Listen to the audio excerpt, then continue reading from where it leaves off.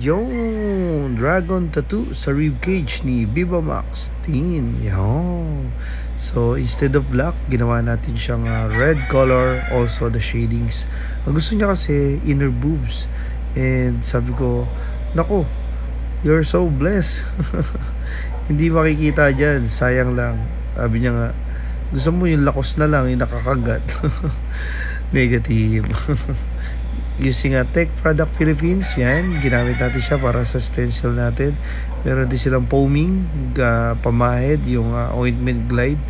Also, stencil mixing solution. Sa MLC Tattoo Supplies, Tech Product Philippines, search lang po. Yan, kompleto po sila.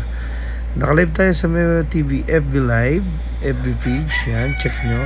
Using 3RL, and gumamit din ako ng 7RL, then pinashading ko dyan is 7RM and 11RM.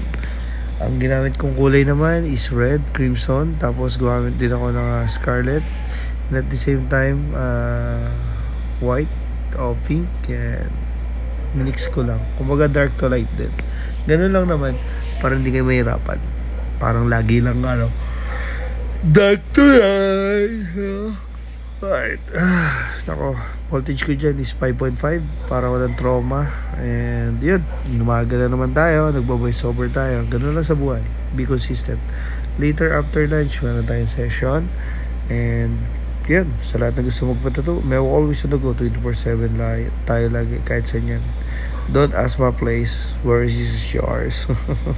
Hong Kong, nandyan po ako, February 22 to 27, flight natin 28 pa uwi ng umaga. So dyan tayo sa Causeway Bay, North Point, may hotel tayo dyan. Kaya sa lahat ng gusto magpatato, hopefully inquire kayo sa akin and matatuan ko po kayo.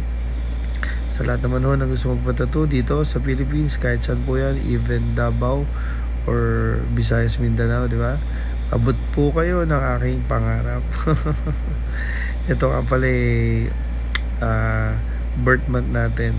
So wala naman tayo hinihiling na kahit anong material. Share my videos, patato po kayo sa akin, and also refer. And marami tayong videos.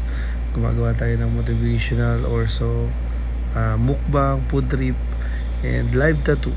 So lahat po ng ginagawa kong tattoo is natural light, cam, wala tayong CPL. Kaya kung mapapansin nyo, hindi siya ganong ka-glare or yung pang magazine na post.